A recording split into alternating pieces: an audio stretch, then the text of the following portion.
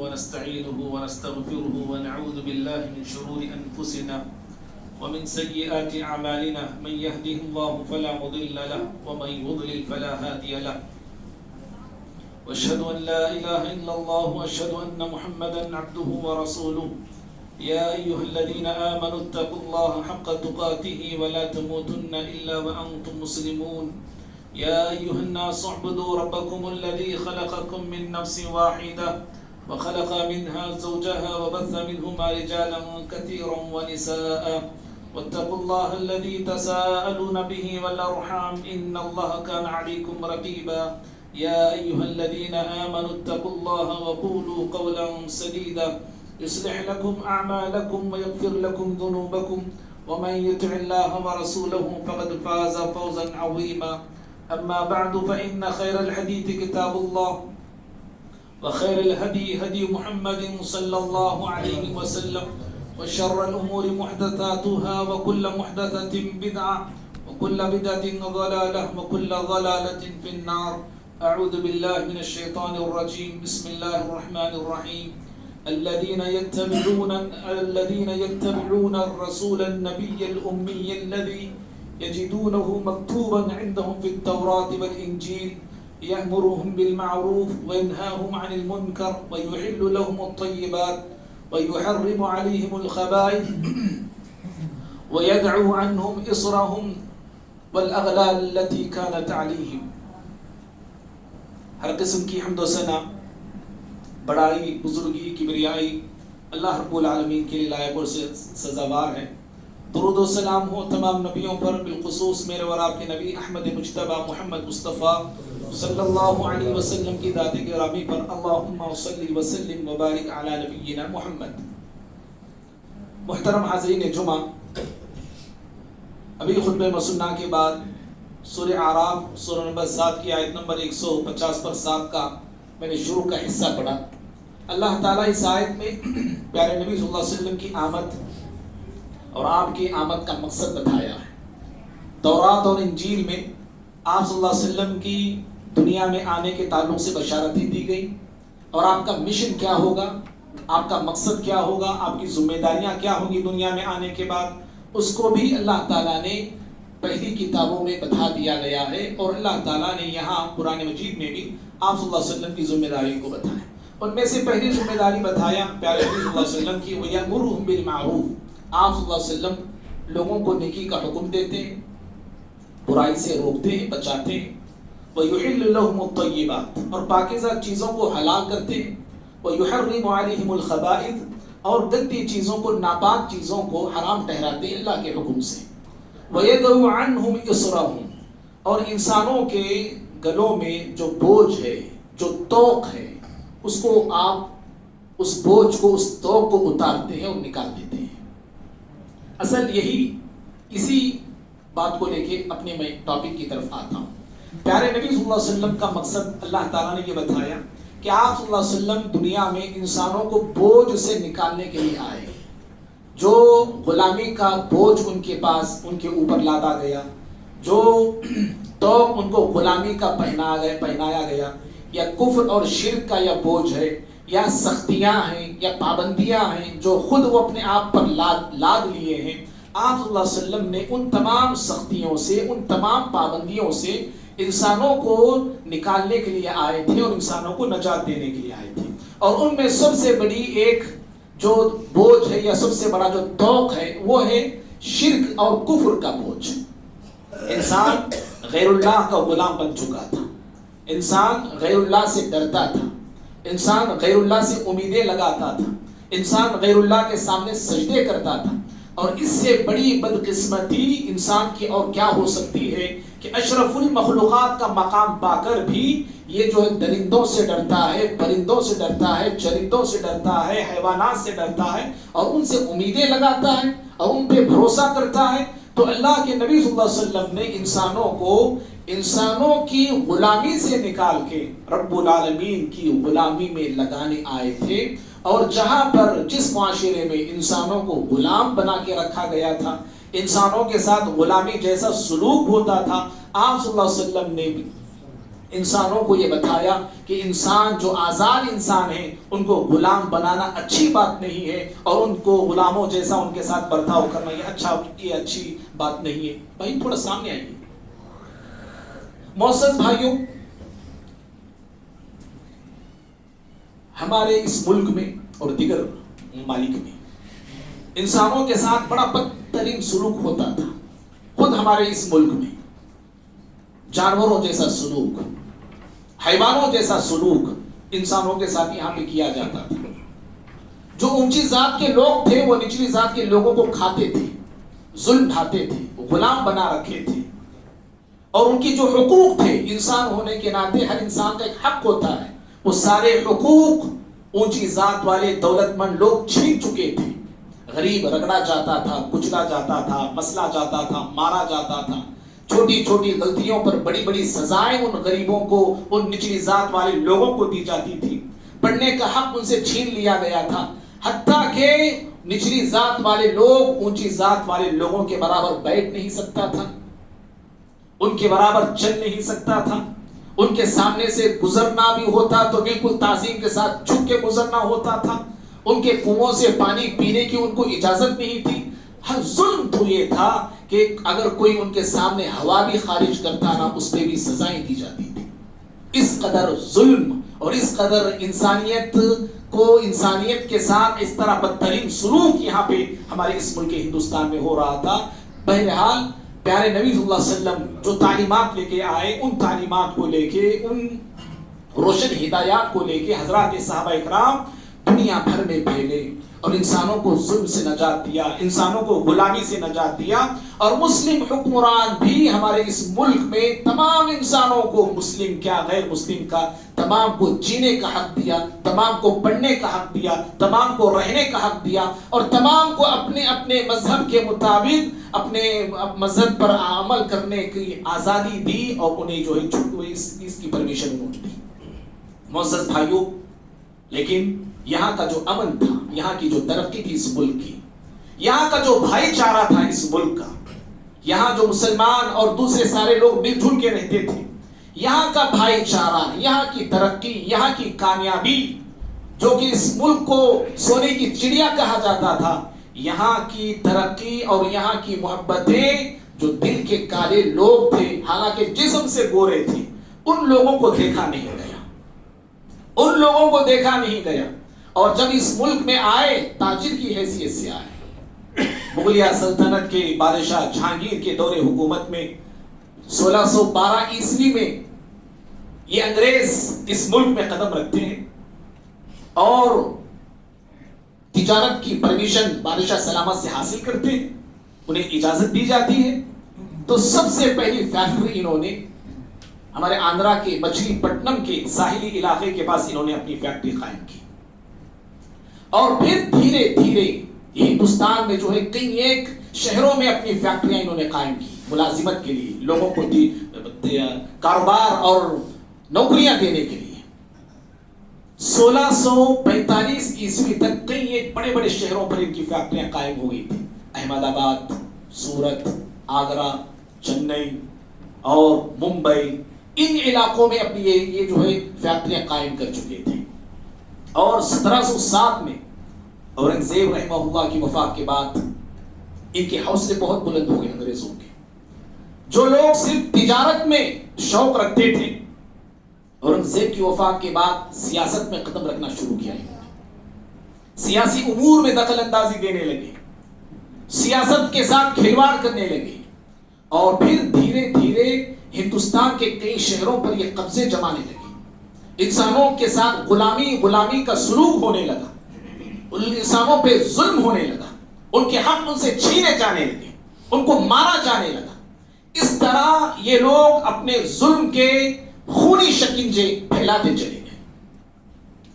تو ان کا ظلم، ان کی بربریت، ان کی حیوانیت کو دیکھ کر اس زمانے میں شاہ ولی اللہ محدث دہلوی رحمہ اللہ، جو بہت پائے کے عالم دین تھے، 1740 میں سب سے پہلے انہوں نے مسلمانوں کے اندر جہاد کی روح کو پھونکا، انہوں نے قرآن کا فارسی میں ترجمہ کیا، جبکہ یہاں پہ ترجمہ وغیرہ نہیں تھا، یہاں پہ فارسی زبان تھی حکومت کی زبان۔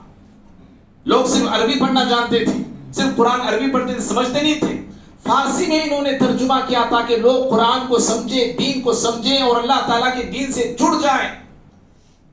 تو اس طرح سب سے پہلے جہاد کی روح انہوں نے پھونکی. اور بھائیوں، تاریخ ہندوستان، یہ آزادی، ہندوستان کی آزادی کی تاریخ 1850 پر 7 سے بتائی جاتی ہے کہ 1850 پر 7 سے ہندوستان کی آزادی کے لیے لوگوں نے لڑا، لوگوں نے قربانیاں دی. غلط تاریخ ہے، یاد رکھنا. یہ سیاسی غلطی ہو سکتی ہے، سیاسی لوگ کہہ سکتے ہیں، لیکن ہم مسلمان یہ غلطی نہیں کرنا چاہیے. بلکہ ہندوستان کی آزادی کے لیے جو جنگ کا آغاز ہوا، جو قربانیوں کا سلسلہ شروع ہوا، وہ 1740 سے شروع ہوا ہے.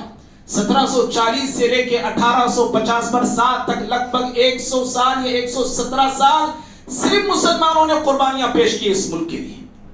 ہاں، 1850 پر 7 سے 1940 پر 7 تک سارے لوگ مل کر مقابلہ کیے انگریزوں سے. اس میں مسلم بھی ہیں، سکھ بھی ہیں، غیر بھی ہیں. سارے لوگوں نے ہندوستان کی آزادی کے لیے قربانیاں دی اور محنتیں کی، کوششیں کی ہیں. لیکن شروع کے جو 100 سال یا 100 سال سے زائد کا جو عرصہ ہے، یہ شروع کے 100 سال سے زائد عرصے میں صرف مسلمان ہی نے قربانی دی اور صرف مسلمان ہی نے انگریزوں سے مقابلہ کیا ہے.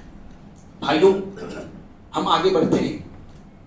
یاد رکھیے 1750 پر 4 میں نواب کے بنگال کے جو نواب تھے سراج الدولہ، ان کے نانا علی وردی خان نے منظم طریقے سے انگریزوں سے مقابلہ کرتے ہیں، منظم طریقے سے. اور پھر 1750 پر 7 میں جنگ پالاسی ہوتی ہے، جس میں بنگال کے نواب سراج الدولہ تھے.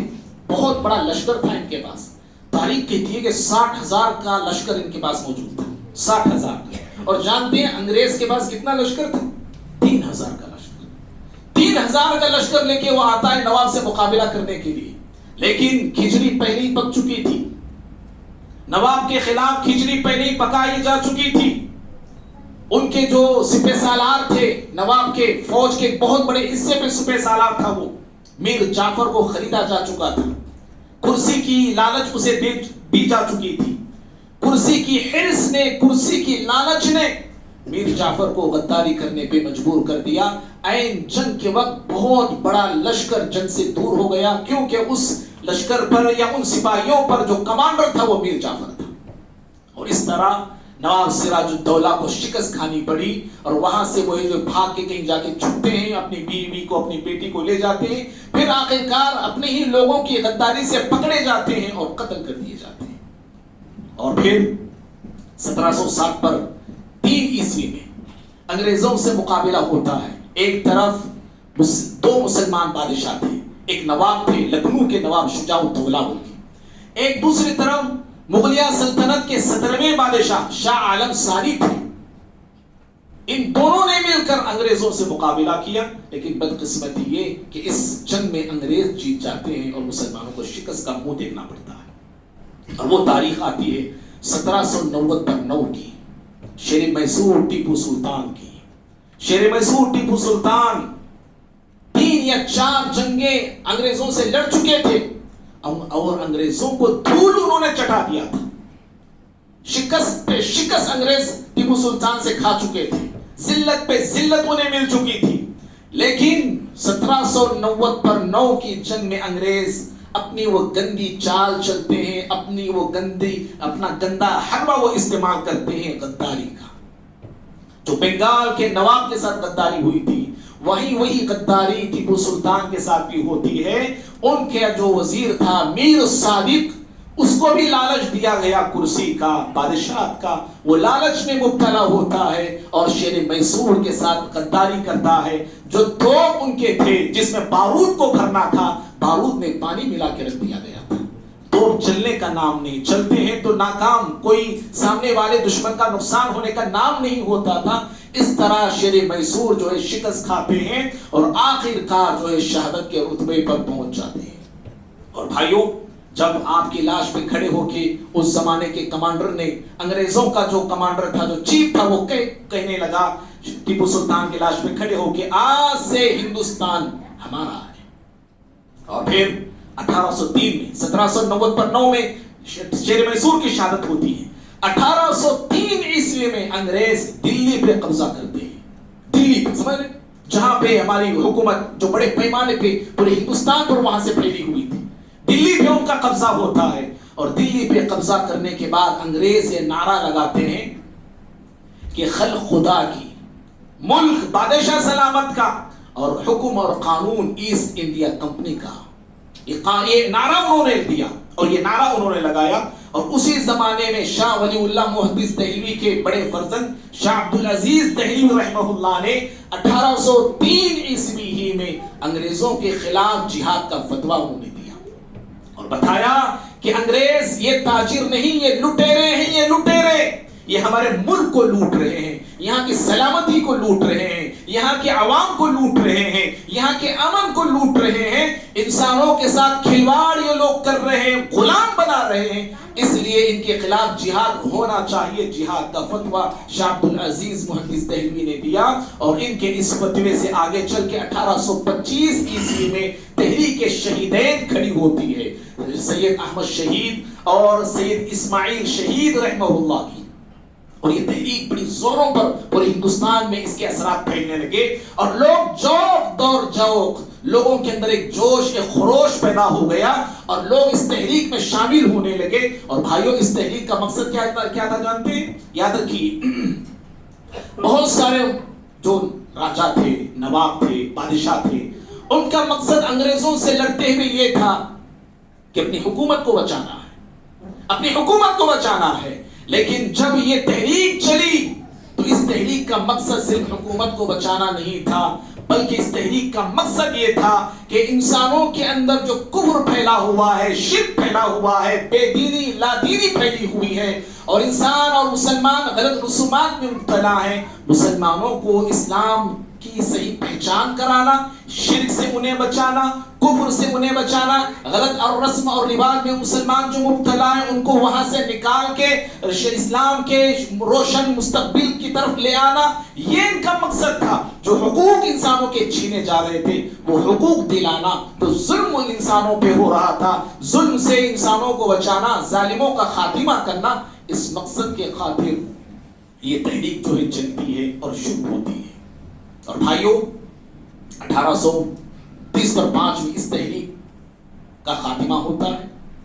बालाकोट पंजाब का, जो इस वक्त पंजाब ये पाकिस्तान में है, वहां पे जो है एक सिख से जो है मुकाबला होता है, जंग होती है। वहां के इलाके का जो राजा था, सिख राजा, मुसलमानों पे जुल्म कर रहा था, मस्जिदों को ढाता था, मस्जिदों में जो है मस्जिदों को घोड़ों का अस्तबल बना रखा था, मुसलमानों का जीना मुश्किल करके रख दिया था। तो ये तहरीक जो खड़ी होती है वहां के मुसलमानों को उस जुल्म से बचाने के लिए निकल पड़ते हैं और कई एक मुसलमान इसमें शामिल होते हैं। और जब ये जंग हुई तो अपनों ही की गद्दारी की बिना पर, समझ रहे, अफगानिस्तान के पठानों ने गद्दारी की और सैयद इस्माइल शहीद और सैयद अहमद शहीद को इस जंग में शहादत का रुतबा मिलता है, दोनों शहीद हो जाते हैं। और भाइयों, हिंटर कहता है कि अंग्रेजों को जमाने में 3 किताबों से बड़ा डर होता था, 3 किताबों से। एक किताब शाह इस्माइल शहीद की, तक़वियतुल ईमान। तक़वियतुल ईमान क्या है? हम सब शायद जानते होंगे। तौहीद है इसके अंदर, शिर्क की धज्जियां उड़ाई गई है, इस्लाम का सही तारुफ पेश किया गया है, इंसानों को शिर्क से बचाने की कोशिश की गई। इस किताब से अंग्रेज डरते थे।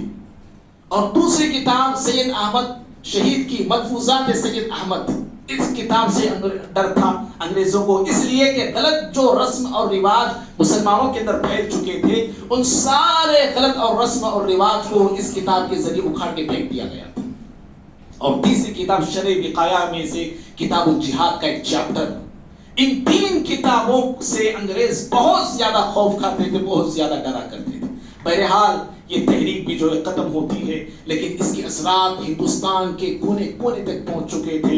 इस तहरीक का मकसद क्या था सारे लोग जान चुके थे, पहचान चुके थे। और इस तहरीक के बदौलत बहुत सारे लोगों के अंदर हिंदुस्तान की आज़ादी के लिए एक जोश पैदा होने लगा, एक जज्बा पैदा होने लगा। और भाइयों, 1830-9 में हमारे आंध्रा में करनूल के एक नवाब थे। उनका नवाब का नाम था गुलाम रसूल। اور یہ نواب جو تھے انگریزوں کا مقصد یہ پہچان چکے تھے اور یہ کوشش میں لگے تھے کہ انگریزوں کو کرنول سے اور اطراف اکناف سے نکال کے پھینکنا ہے. اور اس کے لیے انہوں نے حیدرآباد کے ایک شہزادے تھے مبارز الدولہ بول کے, اس شہزادے سے انہوں نے تعلقات قائم کیے, تعلقات انہوں نے بنایا تاکہ انگریزوں کو نکال کے یہاں سے پھینکے ہم. اور پھر اپنے طور پہ بڑی محنت یہ کرتے ہیں, بڑی کوششیں کرتے ہیں. اور جو ان کا قلعہ تھا نا, وہ قلعہ اسلحہ سے بھرا ہوا قلعہ تھا. انگریزوں کے خلاف اگر جنگ ہو تو لڑنے کے لیے اسلحہ چاہیے, بارود چاہیے, تلواریں چاہیے, وہ ساری چیزیں وہ اپنے قلعے کے اندر بھر کے رکھ چکے تھے. لیکن انگریز ان پر نظر جمائے بیٹھے ہوئے تھے. تاریخ کی تھی انگریزوں نے نواب کی حکمت عملی جنگ کی کیا ہے, جنگ کی حکمت عملی کو معلوم کرنے کے لیے, جنگ کے لیے کیا تیاریاں نواب کر چکے ہیں اس کو معلوم کرنے کے لیے انگریز پھر وہی چال غداری والی یہاں بھی استعمال کرتے ہیں. انہی کے جو رشتے میں بھائی وغیرہ لگتے تھے ان کو استعمال کیا گیا, بتایا گیا کہ نواب کے بعد نواب تم بنو گے. اگر یہ نواب ہٹا دیا گیا تو نواب تم بنو گے اور یہاں کا اقتدار, یہاں کی سلطنت کے سردار تم رہو گے. اور اس حرص نے اللہ اکبر کتنا ہی نقصان کر دیا. اپنوں کی غداری اور بے وفائی ہر ہمیشہ جو ہے ہمیں نقصان سے دوچار کر دیا ہے. اور شاعر نے کہا تھا, دل کے بھگولے جل اٹھے سینے کے داغ سے, اس گھر کو آگ لگ گئی گھر کے چراغ سے. اور شاعر نے یہ بھی کہا تھا کہ غیروں میں کہاں دم تھا, اپنوں نے ہمیں لوٹا ہے, میری کشتی وہاں ڈوبی ہے جہاں پانی کم تھا. بھائیوں یہی غداری تھی کہ آخرکار بتا دیا گیا انگریزوں کو کہ نواب نے قلعہ بھر کے ہتھیار جمع کر رکھے ہیں. تاریخ کہتی ہے کہ انگریزوں نے جب سنا تو دنگ رہ گئے وہ لوگ, پریشان ہو گئے وہ لوگ, اتنا ہتھیار. اور فوراً حرکت میں آتے ہیں انگریز اور فوراً قلعے پہ دھاوا بولتے ہیں, حملہ بولتے ہیں. 6 دن مسلسل جنگ ہوتی ہے اور 6 دن کے بعد نواب کو گرفتار کر لیا جاتا ہے. تروچناپلی کے جیل میں انہیں قید کیا جاتا ہے. اور پھر وہاں پر ان کے جو خاص خادم تھے, خدمت کے لیے جو جیل میں ہوتا تھا, اس خادم کو سکوں کے بدلے خریدا جاتا ہے اور زہر دے کے نواب کو مار دیا جاتا ہے. یہ 1830 پر 9 کی میں بات بول رہا ہوں. اب آگے ہم بڑھتے ہیں 1850 پر 7. 1850 پر 7 میں انگریزوں سے جنگ ہوتی ہے, انگریزوں سے مقابلہ ہوتا ہے. اور اس جنگ کی جو کمانڈنگ کر رہے تھے, اس جنگ کے جو سپہ سالار تھے, وہ مغلیہ سلطنت کے آخری بادشاہ بہادر شاہ ظفر تھے, جن کی عمر اس وقت 80 سے زائد تھی. بہادر شاہ ظفر. اور اس جنگ میں مسلمان بھی تھے, غیر مسلم بھی شریک تھے. ساروں نے مل کر انگریزوں سے جنگ کیا, لیکن آخرکار بہادر شاہ ظفر مغلیہ سلطنت کے ہندوستان کے آخری بادشاہ کو انگریز گرفتار کر لیتے ہیں. میانمار کے راجدھانی رنگون میں کے جیل میں آپ کو قید کیا جاتا ہے, وہاں آپ کو ڈال دیا جاتا ہے. اور صبح میں ناشتہ آپ کے پاس آتا ہے. ناشتے کے لیے ایک بڑا دشت تھا. جب بہادر شاہ ظفر نے دشت کے اوپر سے کپڑا اٹھا کے اور ہٹا کے دیکھا تو ان کے 3 یا 4 بیٹوں کے سر کٹے ہوئے سر وہاں پہ موجود تھے. جی. اور بہادر شاہ ظفر نے اپنے بچوں کے کٹے ہوئے سر دیکھ کر کہا تھا, صبر کے ساتھ, استقلال کے ساتھ کہا تھا, تیمور کی اولاد اپنے بزرگوں کا نام ایسے ہی روشن کرتی ہے. کیا کہا تھا انہوں نے؟ تیمور کی اولاد اپنے بزرگوں کا نام ایسے ہی روشن کرتی ہے. یعنی سر جھکایا نہیں کرتی بلکہ سر کٹایا کرتی ہے, یہ وہ کہنا چاہتے تھے. اور بھائیوں وہیں پر جیل ہی میں ان کا انتقال ہوتا ہے. بہادر شاہ ظفر جو ہندوستان کے بادشاہ تھے اور بڑے شاعر بھی تھے, وہ کئی ایک اشعار انہوں نے جیل خانے میں کہے. ان میں سے ایک آخری شعر میں بتانا آپ کو چاہ رہا ہوں. وہ چاہتے تھے کہ میری تدفین ہندوستان کی سرزمین میں ہو, وہ چاہتے تھے, لیکن ان کو وہیں پر دفن کیا گیا, میانمار میں ان کو دفن کیا گیا.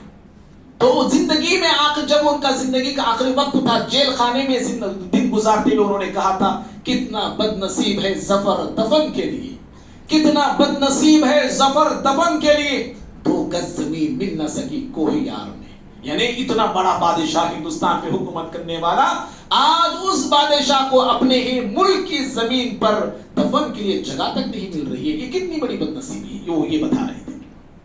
بھائیوں اس طرح ہماری تاریخ, یہ آزادی کی جو تاریخ ہے, जो कल बड़े जोर और शोर के साथ पूरे हिंदुस्तान में आजादी मनाई गई, लाल किले पे झंडे चढ़ाए गए, यहाँ वहां न जाने झंडे कहां कहां चढ़ाए गए, लेकिन तारीख तो कोई दूसरी और बताई जाती है। हमारी तारीख को भुला दिया जाता है, हमारे असल जो हीरोज हैं उनको भुला दिया जाता है, फरामोश किया जाता है, और ये समझा जाता है कि मुसलमान इस मुल्क के गद्दार हैं, मुसलमान इस मुल्क की आजादी में कोई रोल अदा नहीं किया, कोई हिस्सा अदा नहीं, कोई हिस्सा इनका नहीं है। भाइयों, हिंदुस्तान की आजादी में रोल, सबसे ज्यादा कायदाना रोल हम मुसलमानों ने अदा किया, और ये आजादी ऐसे ही नहीं मिली है, बड़े लंबे सफर तय हुए, बड़ा खून बहाया गया है, मुसलमानों को फांसी के तख्तों पर चढ़ाया गया है। या तारीख पढ़िए, तारीख कहती है कि दिल्ली के दरवाजे से लेके पेशावर तक जितने दरख्त थे, कोई दरख्त ऐसा नहीं था जिसमें मुसलमान की लाश लटकती ना थी। हर दरख्त पर, एक दरख्त पर 2 या 1 या 3 मुसलमानों को, उल्मा भी थे और लोग भी थे, उनको फांसी के फंदे पे चढ़ाया गया। कई मुसलमान जलाए गए जी, जिंदा जला गए कई मुसलमान, और कई मुसलमानों की जायदाद जो थी जब्त की गई। कई मुसलमानों को काला पानी की सजा से दोचार किया गया। काला पानी की सजा जो खतरनाक सजा थी, जलने से भी ज्यादा, फांसी की सजा से भी ज्यादा खतरनाक सजा। तुम्हारे कई एक मुसलमान, मौलाना यहया अली, मौलाना जाफर थानी सदी, मौलाना फजल हक कैरा आबादी, ऐसे कई एक उल्मा थे जिन्होंने 95% मुसलमान काला पानी की सजा को बर्दाश्त किया है। 4 से 5 फुट जगह दी जाती थी उस पर रहने के लिए, अंधेरी कोठरी, बस एक बड़ा सा थाल दिया जाता था, पेशाब आता तो उसी में करना, जरूरत होती तो उसी में करना होता था। दिन में एक वक्त खाने के लिए दिया जाता था, अंधेरी कोठरी, उसके अंदर कई साल मुसलमानों ने काटे। और कई एक ऐसे गैर मुस्लिम थे जो आए भी थे, लेकिन अंग्रेजों से माफी मांग के सजा को बर्दाश्त न करके बाहर निकल गए। मैं उनका नाम लेना भी नहीं चाहता। तो इस तरह मुसलमानों ने कुर्बानियां पेश की है, दौलतें लगाई है। हमारे बेंगलुरु के एक हाजी उस्मान सेठ बोल के 1919 में बहुत बड़ी दौलत गांधी जी के हाथ में उन्होंने दी आजादी के लिए। बेंगलुरु के बहुत बड़े मालदार थे ये हाजी उस्मान सेठ, बहुत बड़े मालदार थे। और आज अंदाजा अगर लगाया जाए तो उन जो दौलत उन्होंने उस जमाने में दी थी, आज उसका अगर तखमीना लगाया जाए तो 7 करोड़ होता है, बोलते हैं 7 करोड़। इस तरह इतनी बड़ी दौलत उन्होंने आजादी के लिए वक़्फ फरमाई। भाइयों, अगर आजादी की तारीख बताएं और उलमा सादिकपुर का तज़किरा ना हो तो ये तारीख हमारी अधूरी है। याद रखिए, उलमा सादिकपुर पटना का एक इलाका है, सादिकपुर एक मोहल्ले का नाम है। वहां का पूरा मोहल्ला अहले हदीस मोहल्ला था, पूरा मोहल्ला अहले हदीस। मौलाना विलायत अली, मौलाना इनायत अली, ऐसे दोनों भाई है, और पूरा मोहल्ला अहले हदीस का। ये पूरा मोहल्ला आजादी हिंदुस्तान के लिए बेशुमार कुर्बानियां दिया है, कई मर्तबे जेलों की सजाएं इन्होंने पाई है। और जानते हैं, ईद के मौके पर अंग्रेजों ने पूरे मोहल्ले पर बुलडोजर चलाया था, पूरे मोहल्ले पर उनके घरों को बेघर करके रख दिया, रहने के लिए कोई जगह नहीं। जितने मकानात थे सारे मकानों को जमीन-बोस कर दिया गया।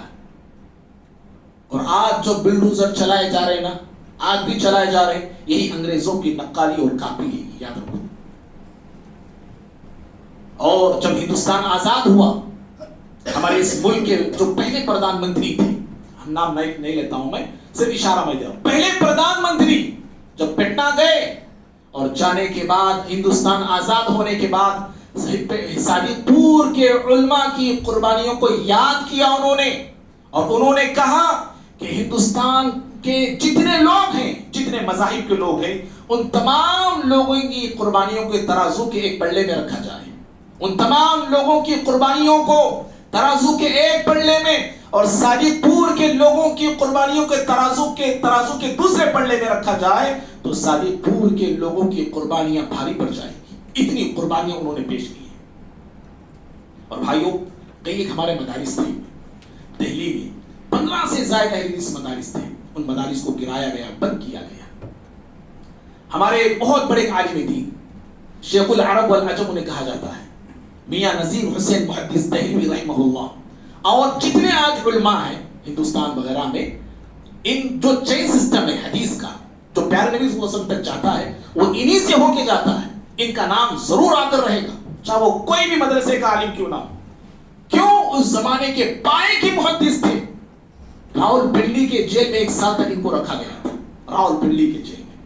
اور بھائیو, امام الہند ابو الکلام آزاد رحمہ اللہ کا اگر میں ذکر نہ کروں تو یہ ناانصافی ہوگی.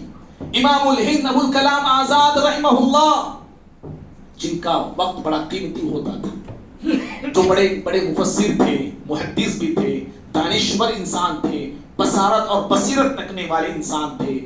ان کے زندگی کے 15 سال جیلوں میں الہلال ان کا ایک پرچہ نکلتا تھا, جو انگریزوں کے خلاف ایک بہت بڑی تحریک تھا. یہ پرچہ ہے, صرف معمولی کتاب نہیں تھی. سمجھ رہے, اس زمانے میں انگریزوں کے خلاف وہ ایک جہاد شروع کیا تھا الہلال کتاب کے ذریعے. اس کتاب کو کئی مرتبے بند کیا گیا. البلاغ کتابوں نکالتے تھے, اس کتاب کو بند کیا گیا.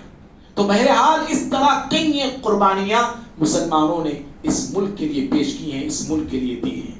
بھائیو, یہ میرا جو ٹاپک تھا یہ سیاسی ٹاپک نہیں ہے. آپ سمجھیں گے جمعہ میں سیاسی ٹاپک تیار کر رہے ہوں گے, سمجھتے ہوں گے کوئی کسی کے دل میں یا کسی کے ذہن میں خیال آتا ہوگا. بھائیو, میں نے اس ٹاپک کو سیاسی انداز میں پیش نہیں کیا یا پیش کرنا نہیں چاہا میں, بلکہ میں نے اس ٹاپک کو دینی انداز میں پیش کرنا چاہا ہوں. دینی طریقے سے اور دینی ناحیے سے میں آپ کو بتانا چاہ رہا تھا کہ ہمارے اس زمانے کے جو مسلمان تھے, جو علماء تھے, جو عوام تھے, وہ اپنی ذمہ داریوں کو کیسے نبھاتے تھے, وہ لوگ کیسے ذمہ داریوں کو سمجھتے تھے. اور آج ہے کہ ہم اپنی ذمہ داریاں کہاں تک نبھا رہے ہیں, اپنی ذمہ داری کو ہم کہاں تک سمجھ رہے ہیں, اور ہم قوم کے لیے, اللہ کے دین کے لیے ہم کیا کرنا چاہتے ہیں اور کیا کرنے کے لیے مقاصد ہم اپنے لیے ہم ہمارے سامنے بنا رکھے ہیں. ہم خود کے لیے جیتے ہیں, خود کے لیے کھاتے ہیں, خود کے لیے پیتے ہیں, خود ہی کے لیے مر جاتے ہیں. بس یہی زندگی ہے میری آپ کی. آج پورا معاشرہ جو اس زمانے میں شرک کا بول بالا تھا, آج کا شرک کا بول بالا نہیں ہے. کتنے ایسے لوگ ہیں جو شرک کی زندگی جیتے ہیں, کفر کی زندگی جیتے ہیں. روزانہ ان سے میرا آپ کا ڈیلنگ ہے, تعلقات ہے, لین دین ہے, بزنس کے کاروبار ہے. کبھی میں اور آپ نے ایک کوشش کی کہ اس کو میں ایک اللہ کی طرف بلاؤں, ایک اللہ کی طرف دعوت دوں, کوئی پرچہ میں تھمایا اس کو, اللہ رب العالمین کے دین سے روشناس میں نے کرانے کی فکر کی؟ بھائیو, یہ سوچنے کی بات ہے. اور دوسری بات بتانے کا, یہ ٹاپک بتانے کا مقصد یہ ہے کہ ہم اپنی تاریخ کو بھول چکے ہیں, ہمیں اپنی تاریخ یاد نہیں ہے. اور اگر یہ پروگرام اگر دوسرے وقت پہ رکھ کے بلایا جائے تو لوگ آتے بھی نہیں. ایک موقع تھا, یہ فری میں اللہ تعالیٰ جمع کرتا ہے جمعہ کے دن. اس موقع کو میں نے غنیمت جانا, تھوڑی تاریخ آپ کو بھی بتاؤں. اور آزادی کل ہی ہوئی ہے, جشن کل ہی منایا گیا ہے, اور پتا چلے کہ اس جشن کے پیچھے کن لوگوں کا ہاتھ ہے. آج جو جشن, جو خوشیاں لوگ ہندوستان کے منا رہے ہیں, اس خوشی کا موقع اگر دیا ہے تو ہم مسلمانوں نے دیا ہے. اس وطن کو آزاد کرنے میں قربانیاں دی ہیں تو ہم مسلمانوں نے دی. لیکن آج یہی لوگ ہم سے کہتے ہیں کہ ہم غدار وطن ہیں, ہم غدار دیش ہیں, اور پھر ہمیں کہا جاتا ہے کہ تمہیں اس ملک میں جینے اور رہنے کی جینے اور رہنے کا کوئی حق نہیں ہے, تم کو یہاں سے نکلنا ہوگا, تم کو یہاں سے جانا ہوگا. بھائیو, میں اپنے خطبے کو ایک بڑی اہم بات سے ختم کرتا ہوں. امام الہند ابو الکلام آزاد رحمہ اللہ نے, جب لوگ ہندوستان آزاد ہونے کے بعد جب بٹ رہا تھا, تقسیم ہو رہا تھا, پاکستان لوگ جا رہے تھے, ہجرت کر رہے تھے, اس وقت امام الہند ابو الکلام آزاد رحمہ اللہ نے جامع مسجد, دلی کی جامع مسجد پہ کھڑے ہو کے خطبہ دیا تھا. انہوں نے اس خطبے کے الفاظ پہ آپ ذرا غور کرنا, اور ہماری حقیقت کیا تھی, ہم کیا وزن رکھنے والے لوگ تھے, کیا قیمت رکھنے والے ہم لوگ تھے, ہمارا مقام, ہمارا مرتبہ کیا تھا. ان کے خطبے کی ایک ایک بات سے آپ کو معلوم ہوگا. بتانے کا مقصد صرف یہ ہے کہ ہمارا مقام کیا ہے, ذرا آپ جانیں. آپ امام الہند ابو الکلام آزاد نے کہا تھا, تمہیں یاد ہے میں نے تمہیں پکارا, تم نے میری زبان کاٹ لی, میں نے قلم اٹھایا, تم نے میرے ہاتھ قلم کر دیے, میں نے چلنا چاہا, تم نے میرے پاؤں کاٹ دیے, میں نے کروٹ لینی چاہی, تم نے میری کمر توڑ دی. یہ فرار کی زندگی جو تم نے ہجرت کے مقدس نام پر اختیار کی ہے, یہ فرار کی زندگی ہے جو ہجرت کے مقدس نام پر تم نے اختیار کی ہے.